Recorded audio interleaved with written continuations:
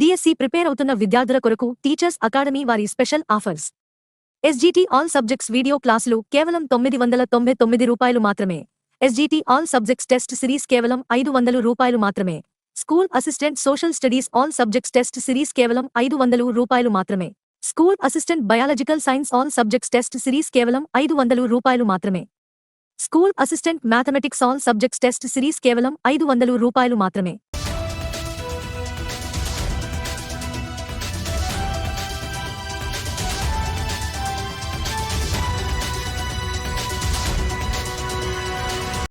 Okay, welcome to teachers academy. మనం ఈ రోజు కరెంట్ అఫైర్స్ రానున్న పోటీ పరీక్షలు, ఏ పోటీ పరీక్షలు రాసినా, group 1, group 2, even civil service రాసినా మనకి మీ అందరికీ ఇంపార్టెంట్ టాపిక్ అయోధ్య రామ మందిరము. అయోధ్య రామ మందిరము వెరీ వెరీ ఇంపార్టెంట్ టాపిక్ నాన్న.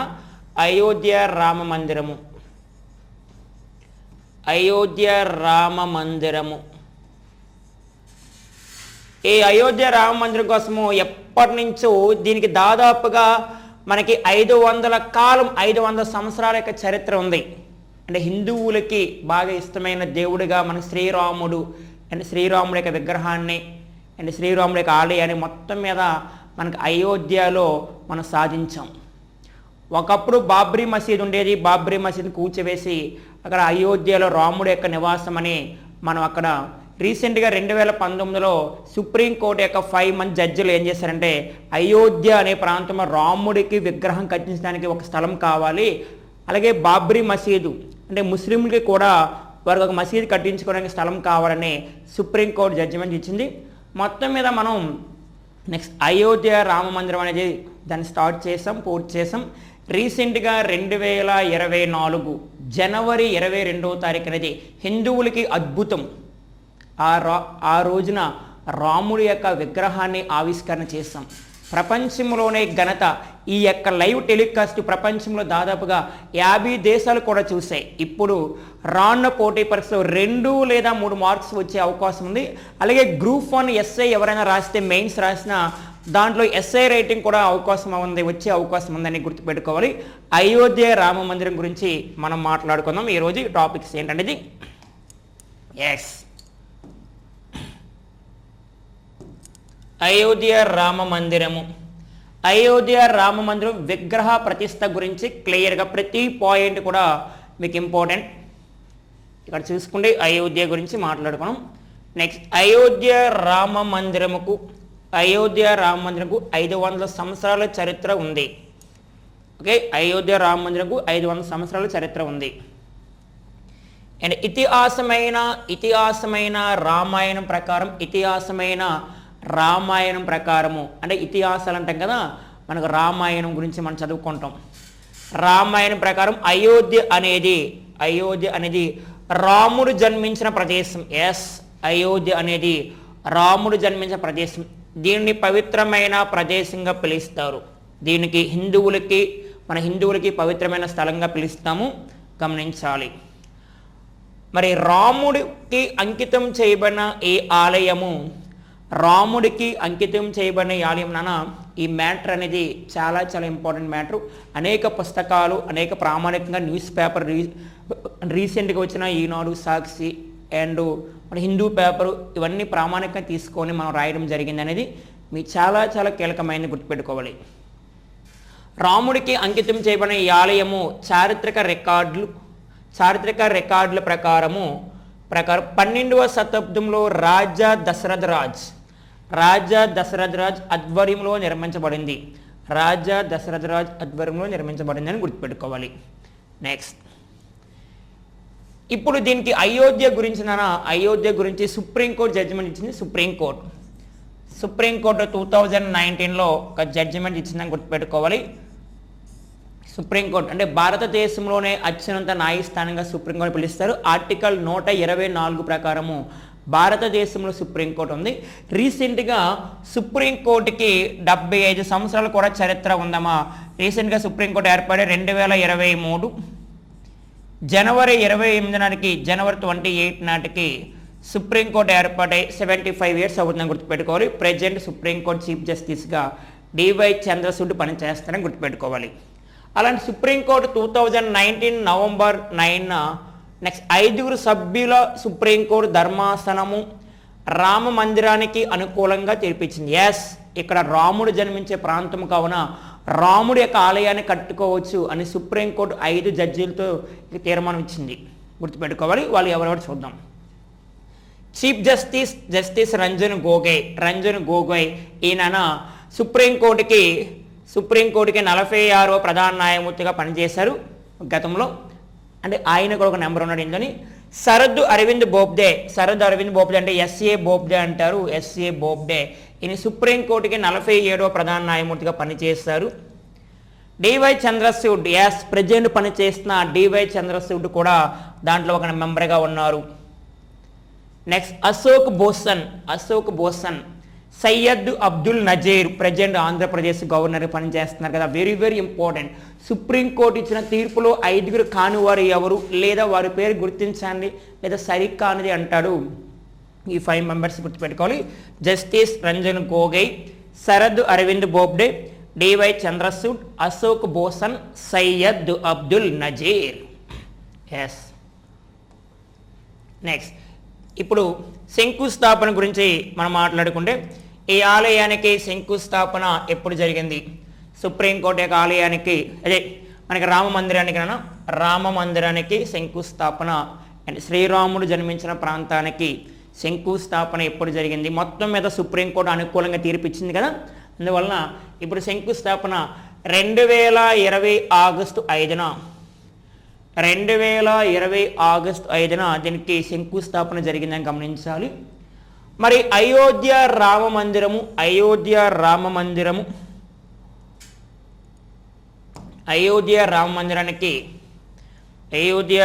మందిరానికి ప్రారంభం, రామ మందిర ప్రారంభం ఎప్పుడు చేస్తాం? అయోధ్య రామ మందిర ప్రారంభం 2024 జనవరి 22వ తారీఖున. ఇది మనకి బాగా గుర్తుండిపోయే రోజున ప్రపంచం మొత్తం మీద ఎన్నో కళలతో చూస్తున్న ఆ రోజు అంటే వచ్చింది మనకి. సరిగా 12 గంటల తర్వాత ఎగ్జాక్ట్ 12:29 దీనికి ఓపెనింగ్ చేస్తామని గుర్తించాలి, ప్రారంభించాం. మరి అయోధ్య నిర్మాణ విస్తీర్ణం గురించి మనం మాట్లాడుకుంటే, నిర్మాణం యొక్క విస్తీర్ణం గురించి మనం మాట్లాడుకోవాలి. ఎంత స్థలంలో? 57,000 చదరపు అడుగులు. 57,000 చదరపు అడుగుల్లో మనం దీనికి నిర్మాణ విస్తీర్ణం జరిగింది. అంటే బిల్డ్ ఆఫ్ ఏరియా అంటారు, బిల్డ్ ఆఫ్ ఏరియా. మరి ప్రధాన ఆలయము విస్తీర్ణము అంటే మెయిన్గా టెంపుల్ నిర్మిస్తారు కదా. ఈ ప్రధాన ఆలయం యొక్క విస్తీర్ణం ఎంత ఉందంటే ఇక్కడ గమనిస్తే 2.77 ఎకరాలు. అంటే ఎగ్జాక్ట్గా 2.7 ఎకరాలకు గుర్తుపెట్టుకోండి. 2.7 ఎకరాలు విస్తీర్ణంలో దీన్ని కట్టామని గుర్తుపెట్టుకోవాలి. ఈ ఆలయాన్ని ఎన్ని అంతస్తులో కట్టారని అంటే మొత్తం 3 అంతస్తులను గుర్తించాలి. 3 అంతస్తులో దీన్ని కట్టారని గమనించాలి. ఆలయం మొత్తం 3 అంతస్తులను గమనించాలి. 1, 2, 3 అంతస్తులో ఇది నెక్స్ట్ అయోధ్య రామ మందిరం కట్టించారు. మరి ఆలయం యొక్క పొడవు ఎంత ఉందంటే దాదాపుగా 360 అడుగులు. 360 అడుగులతో కట్టారు. 360. ఆలయం వెడల్పు ఎంత ఉందంటే ఇక్కడ 235 అడుగులు. ఓకే, 235 అడుగులను గమనించాలి. Very very important point. ఈ ఆలయాన్ని ఏ షేపులో కట్టించారు, ఏ ఆకారంలో అంటే వెరీ వెరీ ఇంపార్టెంట్ పాయింట్ పెట్టుకో. అష్టభుజి ఆకారంలో గర్భగుడి ఏ విధంగా ఉందంటాడు. లోపల గర్భగుడి నిర్మాణము అష్టభుజి ఆకారము. అష్టభుజి గర్భగుడి అష్టభుజాకారంలో ఉంది.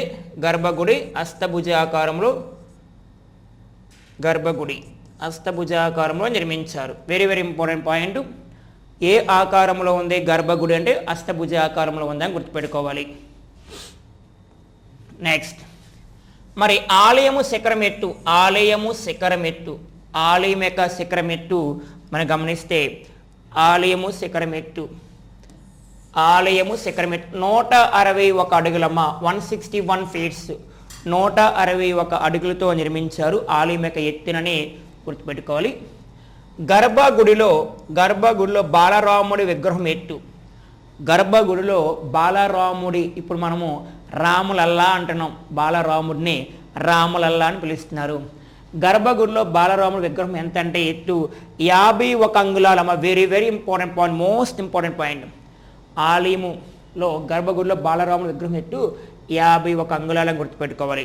మరి ఈ 51 అంగుళాల యొక్క రాముడి యొక్క విగ్రహాన్ని డిజైన్ చేసిన ఆర్కిటెక్ట్, రూపశిల్పి ఎవరు?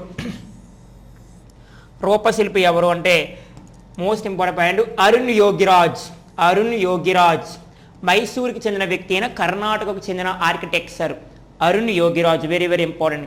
ఇటీవల కాలంలో ప్రారంభించిన బాలరాముడి యొక్క విగ్రహం యొక్క రూపకర్త, డిజైన్ చేసిన వ్యక్తి అరుణ్ యోగిరాజ్. క్రింది వాన్లో ఏ ప్రాంతానికి చెందినవాడు అంటే మైసూర్. ఏ స్టేట్ అయినా కర్ణాటక. మరి ప్రతి అంతస్తు యొక్క ఎత్తు ఎంత ఉన్నది? ప్రతి అంతస్తు యొక్క ఎత్తు ఎంత అయినా దాదాపుగా 20 అడుగులు. 44 ద్వారాలతో నిర్మించారు. 44 ద్వారాలు అంటే కదా ద్వారాలతో నిర్మించారు దీన్ని.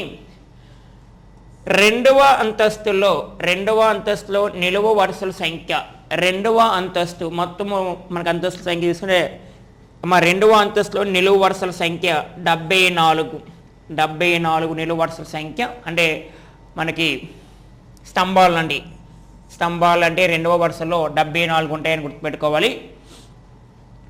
నెక్స్ట్ మొదటి అంతస్తులో నిలువు వరుసల సంఖ్య 132.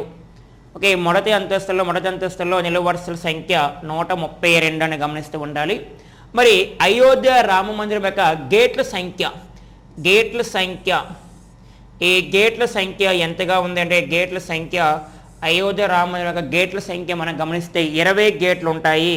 20 గేట్లతో దీన్ని నిర్మించారు. ఎస్, చివరికి ఈ నిర్మాణ ట్రస్ట్, అయోధ్య రామ మందిరం యొక్క నిర్మాణ ట్రస్ట్ని ఎవరు దీన్ని ప్రారంభించారు, ఎవరు లాంచ్ చేశారు, దీన్ని పూర్తి చేసింది ఎవరు? నిర్మాణ ట్రస్ట్గా శ్రీరామ జన్మభూమి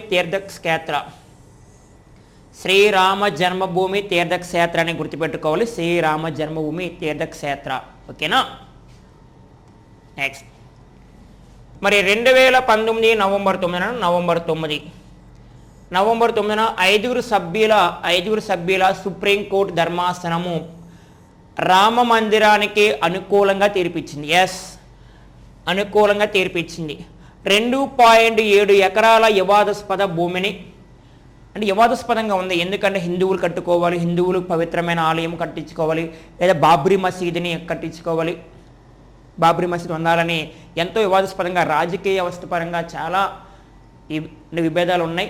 మనకి రాజకీయ పరంగా అవసరం లేదు, కానీ మన కాంపిటేటివ్ ఎగ్జామ్ పర్పస్లో, పోటీ పరీక్షలో ఇంపార్టెంట్. 2.7 ఎకరాల వివాదాస్పద భూమిని హిందువుల కోసం, మసీదు కోసం 5 ఎకరాల స్థలం ఇవ్వాలని ఆదేశాలు జారీ చేసింది. అంటే ఈ స్థలంలో అయోధ్య అనే ప్రాంతంలో అంటే హిందువుల కోసం 2.7 ఎకరాల భూమి అండ్ మసీదు అంటే ముస్లింలకి కోసము 5 ఎకరాల స్థలం ఇవ్వాలని సుప్రీంకోర్టు ఫైనల్గా అనుకూలంగా తీర్పు ఇచ్చిందని మనం చూసాం. 2024 జనవరి 17న 51 అంగుళాల బాలరాముడి విగ్రహాన్ని ఊరేగించి, గుర్తుపెట్టుకోవాలి, 2024 జనవరి 17న 51 అంగుళాల బాలరాముడి విగ్రహాన్ని ఊరేగించి 2024 జనవరి 20న Sarayu, very very important, Sarayu నది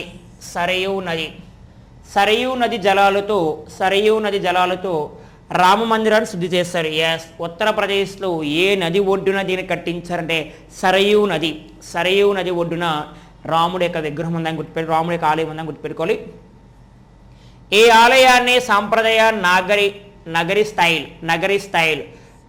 శైలిలో నిర్మించారు. నగరి స్టైల్ అని గుర్తుపెట్టుకోవాలి. నగరి స్టైల్ ఏ స్థాయిలో కట్టించారంటే నగరి శైలిలో దీన్ని నిర్మించారు. 1992 డిసెంబర్ 6, వెరీ వెరీ ఇంపార్టెంట్. రానున్న పోటీ పరీక్షలు చాలా ఎగ్జామ్లు అడిగాడు ఇది. బాబ్రీ మసీదు కూల్చివేత ఎప్పుడు జరిగిందంటే 1992 డిసెంబర్ 6 అని గుర్తుపెట్టుకోవాలి. మైండ్ ఫిక్స్ అయిపోవాలి. బాబ్రీ మసీదు కూల్చివేత జరిగింది. దీనివలన దేశవ్యాప్తంగా మతపరమైన అల్లర్లు అంటే మతానికి వ్యతిరేకంగా అల్లర్లు జరిగాయి. అంటే ముస్లిం మతస్థులు కానీ హిందూ మతస్థులు కానీ అనేక మతాల వారు దీనికి ఎక్కువ చాలామంది ప్రాణాలు కోల్పోయారు. దాదాపుగా ఈ మతపరమైన అల్లరి చెలరేగాయి. అందులో దాదాపుగా 2000 మంది పైగా మరణించారు. ఒక 2000 మంది పైగా మరణించారు. బాబ్రీ మసీద్ కూల్చివేసినప్పుడు మతానికి విభేదాలు జరిగాయి, గుర్తుపెట్టుకోవాలి. మతానికి వ్యతిరేకంగా మతపరమైన అల్లర్లు. నెక్స్ట్ ఇక్కడ మనం చూస్తున్న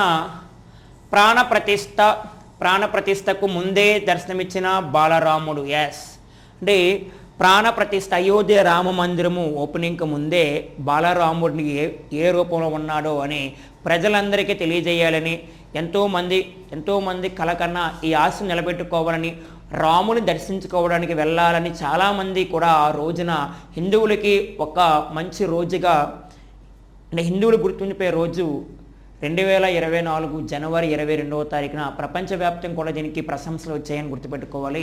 ప్రతి ఇంటికి కూడా రామ శ్రీరామలాల జై శ్రీరామ్ జై శ్రీరామ నినాదాలు ఎంతో అద్భుతంగా జరిగాయని గుర్తుపెట్టుకోవాలి. అలాంటి ప్రాణప్రతిష్ఠకు ముందే దర్శనమిచ్చిన శ్రీరాముడు అని మనం గుర్తుపెట్టుకున్నాం. Very very important. అయితే ఇక్కడ కన్స్ట్రక్షన్ మెటీరియల్స్ అంటే అయోధ్య రామ మందిరం అంటే నిర్మాణంలో దాన్ని కట్టించినప్పుడు ఏమేమి మెటీరియల్స్ వాడాం, దాంట్లో వాడే టోన్స్ ఏంటి అంటే స్టోన్స్, దాంట్లో ఏమేమి రాయి వాడాం అంటే ప్రపంచంలోనే అత్యంత ఖరీదమైన రాయి వాడాం. దీంట్లో అవి ఏంటి చూద్దాం. మర్కానా మార్బల్స్ వాడాం, మార్బల్ వాడాం. పింక్ శాండ్ స్టోన్ అంటే సున్నప్రాయిని కూడా దీన్ని ఉపయోగించామని గుర్తుపెట్టుకోవాలి. గ్రానైట్ రాయిని ఉపయోగించాం. గ్రానైట్ స్టోన్ అంటే రాయి, గ్రానైట్ని కూడా ఉపయోగించాం. And coloured marble very very important. Makrana marble వాడాం, పింక్ శాండ్ స్టోన్ వాడాం, దీనిలో ఉపయోగించాం. గ్రానైట్ స్టోన్ అండ్ కలర్డ్ మార్బల్ని కూడా అయోధ్య రామ మందిరంలో ఈ నిర్మాణంలో మనం ఉపయోగించామని గుర్తుపెట్టుకోవాలి. Next each corner dedicated to, అంటే మనం అయోధ్య రామ మందిరానికి వెళ్ళినప్పుడు మనకి స్టార్టింగ్ ఎంట్రన్స్తో గర్భగుడిలోకి వెళ్ళే ముందు, మనకు లోపలికి వెళ్ళే ముందు ప్రతి ఎంట్రన్స్ ఒక దేవాలయంకి వెళ్ళినప్పుడు మనకి చుట్టూ దేవతల విగ్రహాలు కనిపిస్తూ ఉంటాయి. అలాగా ఈ రామాయణంతో సంబంధం ఉన్న ప్రతి వ్యక్తి యొక్క విగ్రహాన్ని అయోధ్య రామ మందిరం నిర్మించారు. వారిలో ప్రధానంగా ఎవరెవరు నిర్మించి చూద్దాం. ఈచ్ కార్నర్ డెడికేటెడ్ అంటే ఏ విగ్రహాన్ని పెట్టాం అంటే రామ మందిరంలో సూర్య అనే విగ్రహాన్ని ఉన్నది, అంటే మనకి ఎంట్రన్స్లో కనిపిస్తుంది. భగవతి, గణేష్ అంటే వినాయకుడు, శివుడు, మహర్షి వాల్మీకి అసలు రామాయణం రాసిందే వాల్మీకి మహర్షి అంటారు. వాల్మీకి మహర్షి గారు రామాయణాన్ని సంస్కృతంలో రాశారు. వశిష్ఠుడు, విశ్వామిత్రుడు, నెక్స్ట్ అగస్త్యముని, నిషద్రాజ్, శబరి వంటి విగ్రహాలు ఏర్పాటు చేశారు. ఇవన్నీ మనకి అయోధ్య రామ మందిరాన్ని దర్శించుకోవడానికి వెళ్ళినప్పుడు ఇవన్నీ కనిపిస్తాయి. ఇవి మనం ప్రత్యక్షంగా చూస్తూ ఉంటాం. భక్తులకు దర్శనమిచ్చే దూరము అంటే అయోధ్య రామ మందిరం దర్శించుకోవడానికి వెళ్ళినప్పుడు రాముడి యొక్క విగ్రహానికి భక్తులకు ఎంత డిస్టెన్స్ ఇచ్చారంటే ఇక్కడ 35 అడుగులు ఇచ్చారని గుర్తుపెట్టుకోవాలి. 35 అడుగులని గుర్తుపెట్టుకోవాలి. రామ మందిరం కాంప్లెక్స్ మొత్తం విస్తీర్ణము అంటే దీని మొత్తం విస్తీర్ణము, మందిరం యొక్క విస్తీర్ణము 110 అడుగులను గుర్తుపెట్టుకోవాలి. రామ మందిరానికి దాదాపుగా ఎంత ఖర్చు అయిందంటే అప్పటి వరకు ఇది ఎగ్జాక్ట్ నెంబర్ అంటే లేదన్నా ఒక 400 అని కొన్ని బుక్స్లో ఉంటుంది, 800 అని కొంతమంది అంటున్నారు. ఫైనల్గా 2025 నాటికి కంప్లీట్ అవుతుంది కావున అప్పటికి ఎంత అయింది అనేది ఫిగర్ మనం చూసుకుందాం. ఓకే, చూడాలి. నెక్స్ట్ మరి అయోధ్య రామ మందిరం అంటే ప్రపంచంలోనే 3వ అతిపెద్ద హిందూ ఆలయంగా, అయోధ్య రామాలయం పిలుస్తాం. అంటే నిలిచింది మొత్తం మీద ప్రపంచంలో 3వ అతిపెద్ద హిందూ దేవాలయం. మరి దీనికన్నా 2 ఉంటాయి కదా. ఒకటి కంబోడియా అంటాం. కంబోడియాలో ఉన్న అంగుకోర్ వాట్ విష్ణు దేవాలయం ఫస్ట్ ప్లేస్లో ఉంది, హిందూ దేవాలయంగా పిలుస్తారు. సెకండ్ తమిళనాడులో ఉన్న తిరుచునాపల్లి రంగనాథ స్వామి ఆలయము. ఓకే, తమిళనాడులో ఉన్న తిరుచునాపల్లి రంగనాథ స్వామి ఆలయము సెకండ్ ప్లేస్లో ఉందని గమనించాలి. అలా థర్డ్ ప్లేస్లో నెక్స్ట్ అయోధ్య రామాలయం అనేది ఉంది. అంటే ప్రపంచంలోనే అతిపెద్ద 3వ హిందూ దేవాలయంగా పిలుస్తారు. రామ మందిరం ఈ ఆలయంలో ఎలాంటి కాంక్రీటు ఇనుము ఉపయోగించలేదు. రెక్టర్ స్కేలు 10 తీవ్రతతో, అంటే భూకంపాలు వస్తుంటాయి కదా, భూకంపాలు, సునామీలు, తుఫాన్లు ఇవన్నీ తట్టుకునే ధీటుగా ఈ ఆలయాన్ని నిర్మించారు. ఇవన్నీ తట్టుకునే దాదాపుగా ఎంత పెద్ద భూకంపం వచ్చినా రెక్టర్ స్కేలు 10 యొక్క తీవ్రత పెరిగినా సరే దీన్ని తట్టుకునే క్యాపబిలిటీ దీనికి ఉంది. రీసెంట్గా చాలా తుఫాన్లు వచ్చాయి, అలాంటి తుఫాన్లు తట్టుకునే దీనికి క్యాపబిలిటీ ఇవ్వాలి. రెక్టర్ స్కేలుపై 10 తీవ్రతో భూకంపాలు వచ్చినా, విపత్తులు వచ్చిన కనీసం 205 సంవత్సరాల గుర్తుపెట్టి 2500 సంవత్సరాల పాటు, ఒక 2500 సంవత్సరాల పాటు ఆలయము వాటిని తట్టుకునే విధంగా నిర్మించారు. దాదాపుగా 2500 సంవత్సరాల వరకు ఈ ఆలయానికి ఎటువంటి ఆటంకం లేదని చెప్తున్నారు. ఓకేనా. నెక్స్ట్ ప్రపంచవ్యాప్తంగా 7 ఖండాలలోని 115 దేశాల యొక్క నదులు రివర్స్ సముద్రాల నుంచి తీసుకొచ్చిన నీటిని మరియు 2587 ప్రాంతాల నుంచి తీసుకొచ్చిన మట్టిని రామాలయ నిర్మాణంలో ఉపయోగించారు. Very very important points. Next మరి నిర్మాణ సంస్థలు ఫైనల్గా అయోధ్య రామాలయాన్ని, రామ మందిరంకి మరి ఎవరు నిర్మించారు, ఏ సంస్థలు దీన్ని కన్స్ట్రక్షన్ చేసాయంటే L&T, అంటే లార్సన్ అండ్ ట్రూబ్రో అంటారు, మరియు టాటా కన్సల్టే ఇంజనీరింగ్ వారు దీనికి నిర్మాణ సంస్థలుగా వ్యవహరించాయి, గుర్తుపెట్టుకోవాలి. మరి ఇందాక మనము అంటే శ్రీరాముడి యొక్క విగ్రహం ఉంది కదా, 51 అంగుళాలు ఉంది కదా, 51 అంగుళాల విగ్రహాన్ని అయితే దాన్ని డిజైన్ చేసింది అరుణ్ యోగిరాజు. గర్భగుడిలో ఉన్న విగ్రహం మాత్రమే అరుణ్ యోగిరాజు. చాలా చాలా ఇంపార్టెంట్. మరి రామ మందిరం మొత్తాన్ని కట్టించింది ఎవరు? రామ మందిరం మొత్తం కట్టిన ఆర్కిటెక్ట్స్ అసిద్ సోప్రా, చంద్రకాంత్ సోంపుర,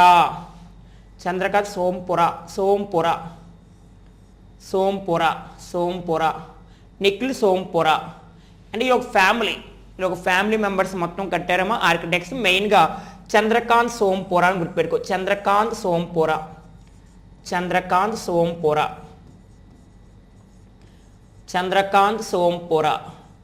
ఆర్కిటెక్ట్స్ మొత్తం ఫ్యామిలీ మెంబర్స్ పాల్గొన్నారు.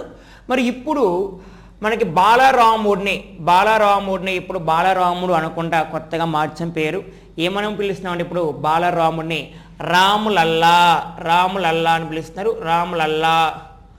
రాములల్లా అని పిలుస్తారు. రాములల్లా అంటే బాలరాముడు అని అర్థం. రాములల్లా అని పిలవాలి.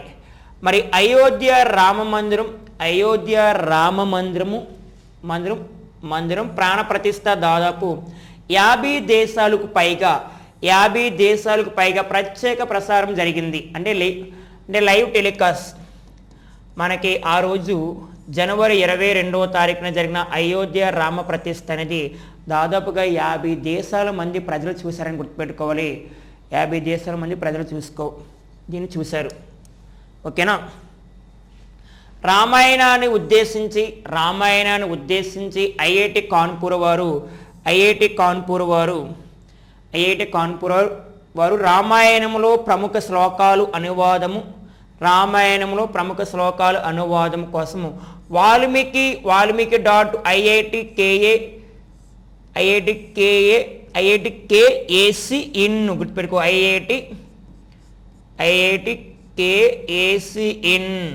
అనే పేరుతో వెబ్సైట్ని ప్రారంభించారు. గుర్తుపెట్టుకోవాలి, వెబ్సైట్ని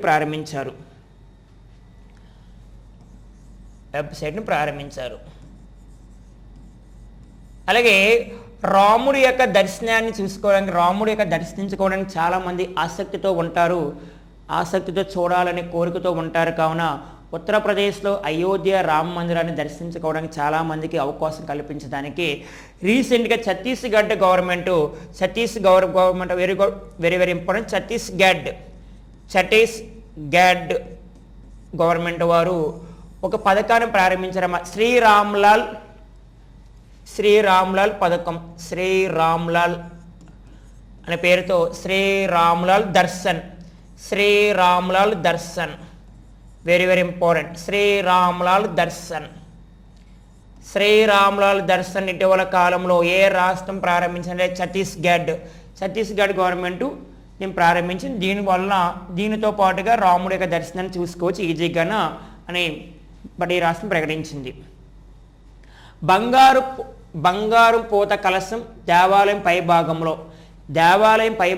పైన ఉంటుంది కదా మనకి, ఆ పైన బంగారు పూత కలశము దేవాలయం పైభాగంలో తమిళనాడుకు చెందిన అల్లావుద్దీన్ నిర్మించాడు దీన్ని. ఇక్కడ మనం గుర్తుపెట్టుకుంటే దేవాలయం పైన ఉన్న బంగారు పూత కలశము 120 కేజీల బరువు 13.5 అడుగుల ఎత్తుతో తయారు చేశారు బంగారం కలశాన్ని. ప్రపంచంలోనే అతిపెద్ద తాళం వెరీ వెరీ ఇంపార్టెంట్ గుర్తుపెట్టుకోవాలి. ప్రపంచంలోనే ఇప్పుడు రామ మందిరానికి ఒక తాళం కావాలి కదా, ఆ దేవాలయానికి సంబంధించిన ప్రపంచంలోనే అతిపెద్ద తాళం అలీగఢ్కు చెందిన, అంటే అలీగఢ్ అంటే యూపీ ఉత్తరప్రదేశ్ చెందిన రాముడుకు భక్తులైన అపారమైన భక్తులైన సత్యప్రకాష్ తన భార్య రుక్మిణి శర్మ 400 కేజీల బరువుతో 10 అడుగుల ఎత్తు, 4.5 అడుగుల వెడల్పు, 4 అడుగుల తాళం చెవిని తయారు చేశారు. వెరీ వెరీ ఇంపార్టెంట్ పాయింట్ ఇది. అంటే ఇక్కడ సత్యప్రకాష్ తన భార్య రుక్మిణి శర్మ ఉత్తరప్రదేశ్లో అలీగఢ్ అంటే తాళం పరిశ్రమకు ప్రసిద్ధి చెందింది. దీన్నే అంటే ఇండియన్ లాక్డ్ స్టేట్ అని ఉత్తరప్రదేశ్ అలీగఢ్కి చెందిన అలీగఢ్లో ఎక్కువ తాళములకి ప్రసిద్ధి చెందిన ప్రాంతం. ఈ ప్రాంతం వారే సత్యప్రకాష్ తన భార్య రుక్మిణి శర్మ రాముడి మీద అత్యంత ప్రేమతో అపారమైన భక్తులు. అలాంటి వ్యక్తులు వీళ్ళు రీసెంట్గా మనకి రాముడి మీద ప్రేమతో ప్రపంచంలోనే అతిపెద్ద తాళం అలీగఢ్కు చెందిన రాముడి మీద ప్రేమతో భక్తులైన సత్యప్రకాష్ తన భార్య రుక్మిణి శర్మ 400 కేజీల బరువుతో ఒక తాళం తయారు చేశారు. గుర్తుపెట్టుకోవాలి. ఇది మనకి ఉత్తరప్రదేశ్లో జరిగిన మన అయోధ్య రామ మందిరం గురించి రానున్న పోటీ పరీక్షలో అయోధ్య రామ మందిరం గురించి ప్రశ్నలు అడిగే అవకాశం ఉంది. ఇటీవల కాలంలో ఎప్పుడు ప్రారంభించారు, ఎప్పుడు ఓపెనింగ్ చేశారు, దానిపైన సుప్రీంకోర్టు ధర్మాసనం వేసిన సభ్యుల సంఖ్య ఎంతమంది, రాముడి యొక్క విగ్రహం రూపకర్త ఎవరు, ఇవన్నీ గుర్తుపెట్టుకోవాలి. Welcome to teachers academy. All the best మీ అందరికీ. మీ రాము సార్. డిఎస్సి ప్రిపేర్ అవుతున్న విద్యార్థుల కొరకు టీచర్స్ అకాడమీ వారి special offers. SGT all subjects video క్లాసులు కేవలం 999 రూపాయలు మాత్రమే. SGT all subjects test series కేవలం 500 రూపాయలు మాత్రమే. School assistant social studies all subjects test series కేవలం 500 రూపాయలు మాత్రమే. School assistant biological science all subjects test series కేవలం 500 రూపాయలు మాత్రమే. School assistant mathematics all subjects test series కేవలం 500 రూపాయలు మాత్రమే.